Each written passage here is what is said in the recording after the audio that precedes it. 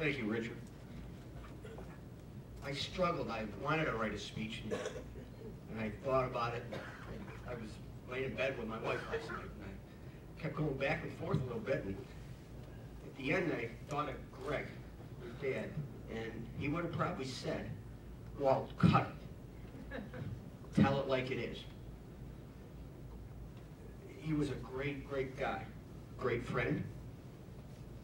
And going back when all these things were happening, in reference to buildings and strategic planning and what we were going to get done, we had the little box gym. And I can remember one day when we were going through all this and we visited different places and we're trying to figure out what we needed. We didn't have any money yet, but it kept prolonging. And the one day he came over to the football field and he said, well, and we didn't have anything in place yet. We didn't have this in place yet. And he said, where are the bleachers, Walt?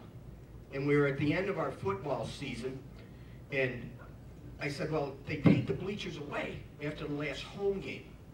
He looked at me and he said, you mean those bleachers with a wooden where everyone gets splinters? I said, yeah. He said, well, we got to get a football stadium. And I'm saying to myself, we don't have this yet, Greg. But I'll tell you what, he had a passion.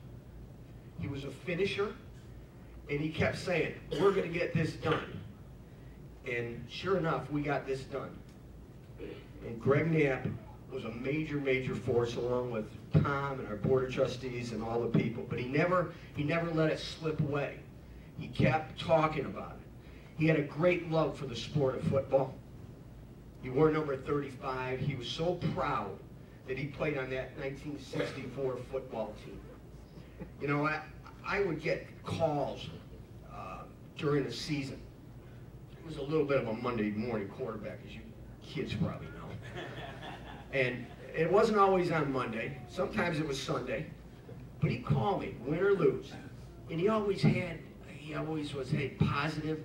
But he always knew what the heck was going on, too. And I couldn't figure out sometimes, how are you? Sometimes I'd say, what? How does he know all this? Well, you know, he had his buddy, Joe McCarthy, who's at every game and smoking a cigar on the sidelines, one of Knapp's goombas a little bit. And he'd call him. He'd call him, you know, hey Greg, they're winning, they're losing, and he'd have questions for me. Why didn't you score any points? And I finally figured out, I said, why the hell don't you ask Joe McCarthy why we didn't score any points? But he cared so much, and he understood this place, you know, as a student athlete, and he understood the locker room over there. I had him speak to our football team on numerous times, and along with Tom before a game. And you know, 3 weeks ago or 4 weeks ago, whatever it was, I speak to our football team on Fridays, and I talked about Greg Knapp, and I talked about Tom Moles, because when the kids walk through that locker room over there every day, there's two names on the wall as you go into the locker room, and it's Tom Moles and Greg Knapp. And I talked to them, and I told them about Greg and Tom, and I told them about what's going to happen with this new weight room.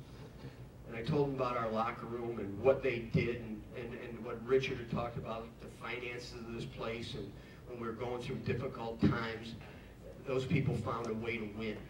They never quit. You know, that locker room where kids cry when they lose, when kids win, they understood that. They knew what that was all about, and teamwork, and how people walk away from this place and have that learning experience. I asked Tom, as I said 4 weeks ago, to come and talk to our football team. It was a very emotional time, and he talked about Greg Knapp. And he said at the end, he said, let's go win this game for Greg Knapp. Well, we went into 3 overtimes. I think Greg was up there doing it on purpose. We won that football game, and I think he probably said to us at the end, okay, you two can go have a cocktail now, because he enjoyed that and understood what that meant. That had a good meaning, that he understood that whole thing. This weight room that we're putting downstairs, there's going to be student athletes that are going to walk through that room. There's going to be coaches, and each and every one of them are going to be better people. And all the things that he stood for, strength, teamwork, caring, pride, that's what that room's going to be. And your dad has left something here that's never going to leave. He's left many friendships, and he's left his mark here that's always going to be at Wagner College. He was a great friend and a great man.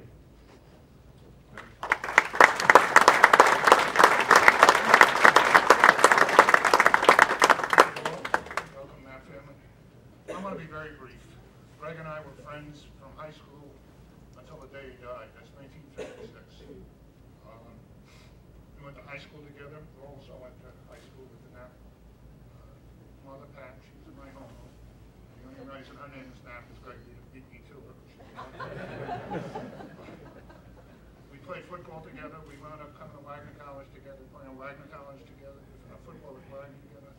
Both members of Delta Nu, pretty much inseparable all the way through life. But the only thing I'm going to say is that probably the greatest fraternity that Greg and I belong to is the United States Marine Corps. And I will offer this one thing. Hoorah!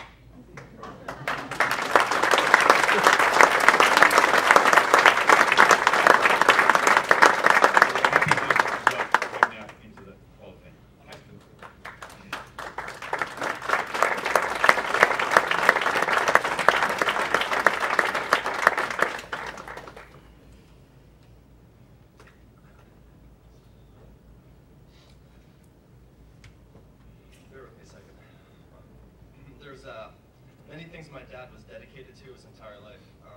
His family, us kids, and my mom, Pat Knapp. But there was one thing that was a passion of my father's, and it has always been this college, Wagner. And he'll always be a Seahawk, and on behalf of my family, and my brother, my sister, my mom, we're honored to have my father inducted into the Hall of Fame. Thank you very much.